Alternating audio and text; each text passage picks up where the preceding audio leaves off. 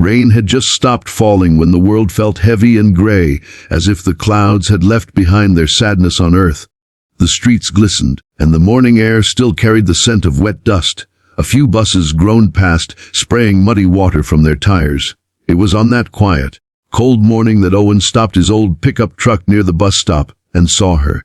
A girl no older than 19 sat slumped on a metal bench. Her thin dress clung to her fragile body, her legs unmoving, and her hands trembling as she tried to keep a torn shawl over her shoulders.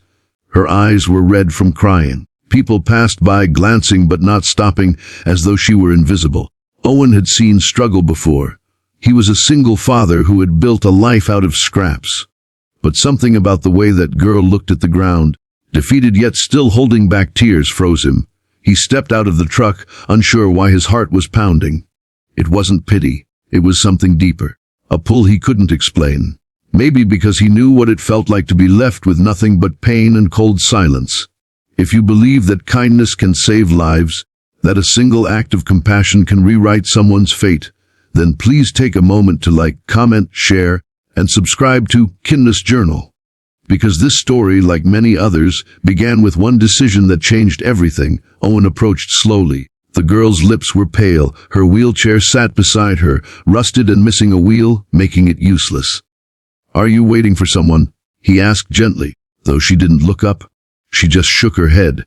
"They told me to wait here," she whispered, voice breaking. "But no one's coming." Her words pierced through the morning air like a quiet cry for help. He hesitated only a moment before crouching beside her.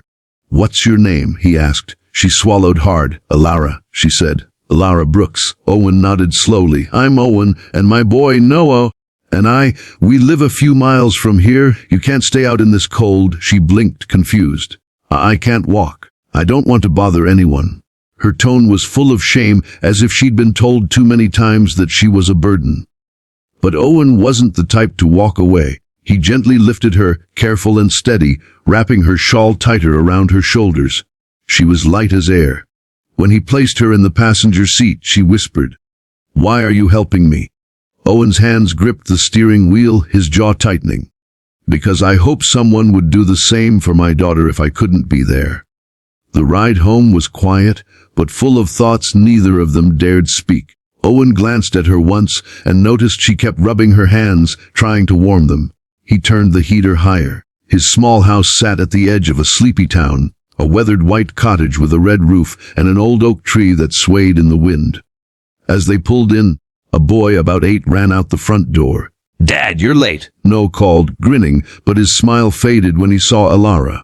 "Who's she?"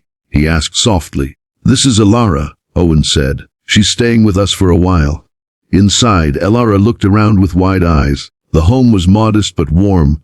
Framed photos of Noah on the walls, the smell of cinnamon and fresh bread lingering. Owen pulled out a blanket and wrapped it around her shoulders, then served her a bowl of hot soup. She hesitated before taking it, her fingers trembling. When she took her first sip, she began to cry quietly. "It's been 3 days," she whispered, "since I had real food." Owen felt his throat tighten. He didn't ask more, not yet. But later that night, as Noah slept and the firelight flickered across the walls, Alara finally spoke. She told him about her life. The orphanage that closed down, the job she lost after her accident, and the people who stopped answering her calls. Her legs had been paralyzed after a car crash 2 years ago. Since then, she'd been surviving on charity and broken promises. "I thought," she said, staring into the fire, "if I waited long enough at that bus stop, maybe someone from the shelter would remember me." But no one came. Owen sat quietly, hands clasped, remembering his own days after his wife had passed away. The long nights with no one to talk to but a crying baby.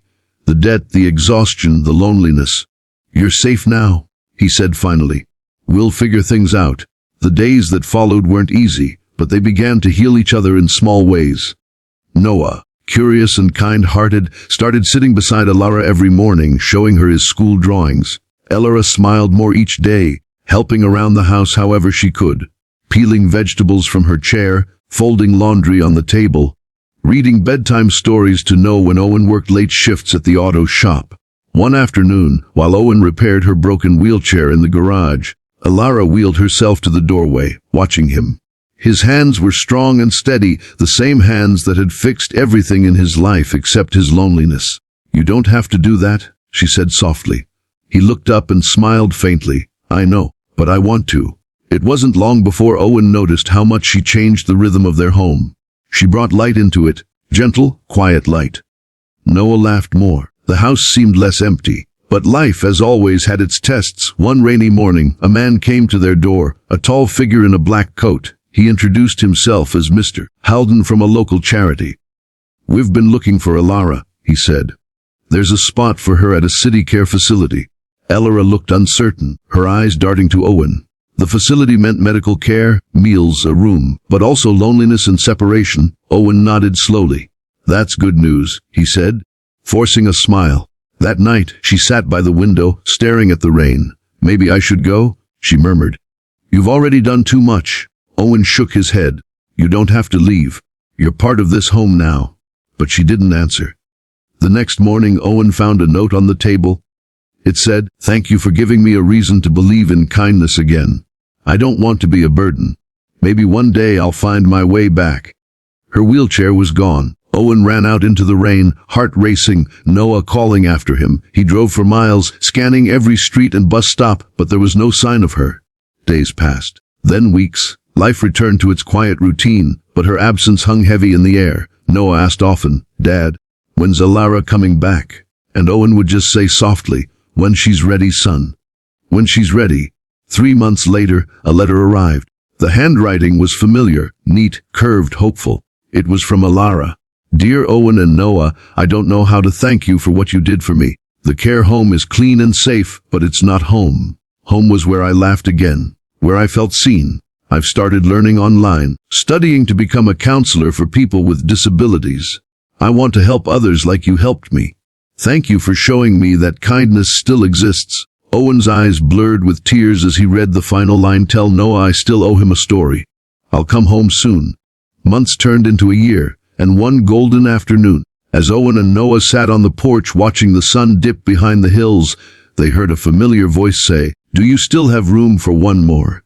Elara sat in a new wheelchair, stronger, radiant. She had found work at a local center, counseling children with special needs. But her first stop was home.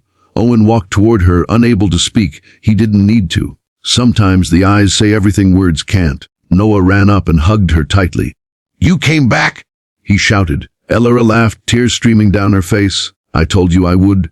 That evening, as they sat together at the dinner table, laughter echoing in the small kitchen, the world outside seemed softer, kinder.